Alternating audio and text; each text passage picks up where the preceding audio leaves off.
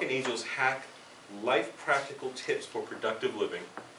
Marc and Angel Life Practical Tips for Productive Living. Drew Chernoff. I'm sorry, you said 5 to 7 minutes? Yes, my 5 to 7 minutes. No, Okay, just not changed. 15 to Not okay, 15 to okay. 20. Got 5 to 7 minutes. Thank you. Drew Chernoff. Good morning. Let me apologize in advance. It's probably going to be a little bit over that in terms of time. In the manual, speech number 8 suggests using media and visual aids appropriate for message and audience. And even without PowerPoint projected on the screen, I think I can get this across with the default media of the whiteboard and some handouts at the end. But ironically, the topic focuses on the advanced modern communication technology of the internet and blog sites. And if we can just stand back for a minute and ask ourselves the contextual question, how the internet and technology is impacting our lives in accelerated and dramatic ways. We're all living in this universal context. It's a great resource for us here at Speak Up and also in our lives in general. Technology in medicine and our work and everything we do in our cars. Google, ever heard of that? Facebook, YouTube, fax machines and scanners back in the old days, smartphones where you not only hear the person but you see the person, digital cameras where the image appears immediately, email, computer workstations in our homes and in our workplaces, laptops, small tablet computers, and thousands of internet websites and resources that are available to us, and thousands of applications on iPhone, etc. Everything we do online. This morning I want to introduce you to a website, Marc and Angel Hack Life, practical tips for productive living. Found at the web at marcandangel.com. And I want to outline some of the history of the author, the creator, the blogger of this website, and give you a thin slice of his history. His name is Marc, M-A-R-C. I'm really enthusiastic on this website, bullish as they say in the stock market.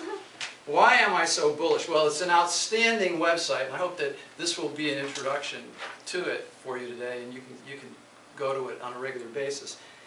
It has powerful insights and motivational content, and it's my son's website. So I'm a little bit prejudiced.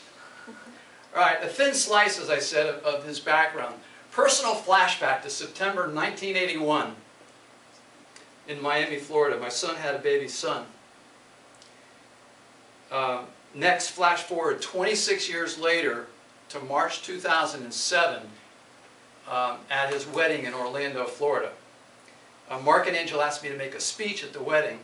There were going to be about 150 people there, guests from Massachusetts, New York, southern part of Florida. And I wrote it and practiced it for hours and hours. I remember walking up and down the Duke Stadium, memorizing it. And I think it came across pretty well. I got some good feedback on it afterward. I also quoted, well, I wanted to read just the first couple of lines of that speech in terms of this history. Tonight is a night of great celebration, accomplishment, and transition. For me, it's a long way from that beautiful, clear Miami night in 1981 when I just left Baptist Hospital and I was driving my 1979 Toyota up Kendall Drive with a smile on my face and the proud feeling of being a father for the first time. I also quoted in that speech a short section from Steve Jobs' speech at the Stanford University graduation a year earlier.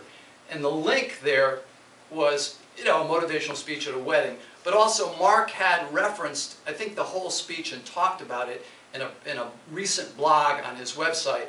I guess and at the wedding I was also, advertising and marketing Marc's blog at that point, which was already established.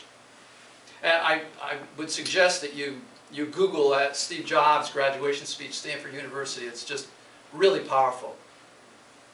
All right, let's flash forward from the wedding in 2007 to 2012. Marc and Angel are still married. They live in San Diego, California. And what is he doing with his life now? Well, he was an 80s baby, product of the X generation. He's a computer systems analyst. He's employed by a small consulting firm in Michigan, and they do computer assurance for the U.S. Defense Department. That's 100% of what his consulting assignment is. The computer assurance role establishes protection for the computers on military aircraft like the President's helicopter, jet fighter planes, Marine and Navy jet fighter planes, and flight simulators for the Marines and Navy. And what they do is they secure this computer equipment associated with this aircraft against hackers and terrorists and viruses and enemies of the United States. So, how did this 30-year-old get to do that job? That's vocation, right? I started off talking about avocation here. That's vocation, $100,000 a year. I was sort of hesitant to mention that number as a sort of a brag, but I'm impressed, you know. He's 30 years old, and he's been making that for a while. Well, he was nurtured with all the computer games, equipment, toys that we could afford at the time, that the digital chip offered in the 1980s and the 1990s. And he had a natural interest and inclination and ability and understanding of hardware and software. I mean, it just came naturally to him, as opposed to his dad and maybe his mom. I mean, they just, you know, we gave him the equipment, and he ran with it. So he went to University of Central Florida, the third largest school, largest university in Florida, graduated with a Bachelor of Science in Computer Engineering. So that's his vocation, working for steady paycheck from a consulting firm. But let's get back to Marc and Angel Hack Life, his avocation hobby, which on a weekly basis delivers these incredible lists for everybody's age in here. There's a slight slant. It seems to me that the people that are coming back to write comments are a little bit younger than maybe our group in here, but I give it a universal stamp. The websites have been successful in terms of readership and traffic, and because of how the internet operates with Google Ads, pay-per-click, I don't know if you're familiar with that, and the links to Amazon.com and other retailers and just buying things online, the explosion of this commerce in our world, his monthly income from the websites, from the avocation, is growing to the point where he's asking himself the question, why not do this full time? In fact, Angel, his wife, who was working for an online university in San Diego, she was lucky to get that job because when they moved out there, the economy was really bad. And she was making $70,000 a year. She just quit that job to come work with him and back him up because of the time overload with his vocation, avocational work. She actually got an MBA online working for that university for free in the last stages of her job there. As mentioned a minute ago, Marc and Angel live in San Diego and in an apartment on the Pacific Ocean, and he does 80% of his vocation work and avocation work at 2 workstations on his desk overlooking the Pacific Ocean. Not a bad life, except for some short trips to the Marine bases and Navy bases around the country. So what I wanted to do to finish up is to focus on one of the blog posts that he wrote in January of this year, and just take a look at some of the bullets real quick. John, could you help me pass that on that side if you don't mind? Kelly, do it on this side. I'll do it in the middle here, so we just get it passed out.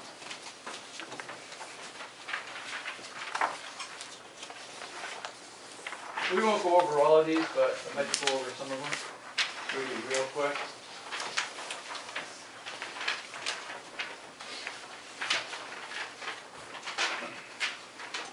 Okay. 12 things highly productive people do differently.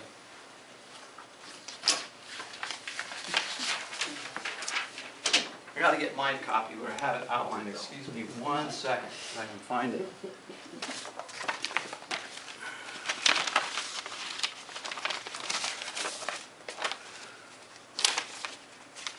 Okay, just to look at number 1 there for a minute. Create, and a lot of this stuff deals with time management. He has the full range of subjects. This one deals with time management, prioritizing, goal setting, asking, how do I do this more efficiently? Number 1 there, create and observe a to-don't list. A to-don't list is a list of things not to do. It might seem amusing, but it's an incredibly useful tool for keeping track of unproductive habits. And I think he's personalizing this a little bit because he's talking about checking Facebook and Twitter, randomly browsing news websites, but we all have our own specific kinds of distractions that we should take a look at and maybe avoid. Number 2, organize your space and data. Highly productive people have systems in place to help them find what they need when they need it. They can quickly locate information required to support their activities. When you're disorganized, the extra time spent looking for a phone number, etc. I'll let you read the rest of that one. He references in italics at the end of that one a book called Getting Things Done by David Allen. David Allen's a time management guru who has 3 books. I've read all 3 of them. They're really excellent books. And he has a website as well. He's a consultant in major corporations, and the books are very practical. Number 3, which asks the question about controlling your environment. Your home workspace, your job workspace, going to the library to get away from both of those 2 things. Ruthlessly eliminate distractions while you work. Eliminating all distractions for a set time while you work is one of the most effective ways to get things done. So lock your door, put up a sign, turn off your phone, close your email application, disconnect your internet connection. A matter of focus and prioritizing. A couple more here on this, on the back page there that you have. Number 6, work when your mind is fresh and put first things first. Highly productive people recognize that not all hours are created equal, and they strategically account for this when planning their day. For most of us, our minds operate at peak performance in the morning hours. That may not be true for all of us here. Number 9, and the last one on this sheet, and I'll just throw out the question to you on that, just one that I just mentioned, number 7. How many of you use a planner? Do you find it useful or not? Is it a digital planner, in a regular paper and ink type of thing? Number 9, work in 90-minute intervals. In an interview with the Globe and Mail, Tony Schwartz, author of New York Times bestseller, The Way We're Working Isn't Working, makes the case for working in no more than 90 consecutive minutes before a short break, and talks about the rhythm in our bodies. So that was a January Post. I had another quote from, well, I'm out of time, but if I remember it correctly, from another post at the beginning of the year also, had to do with the fact that think of yourself as the only person you're working for is yourself. You have 1 hour, this is 1 hour, and you're making a contribution with those skills to whatever employer you have, or if you're working for yourself, to yourself, for yourself. If any of you are interested, I'll share that when it's, I left it over there. So I hope you'll have an opportunity to visit Marc and Angel Hack Life at marcandangel.com. I don't get any residuals on it at all. I don't make any money on it. And I think you'll find it very useful.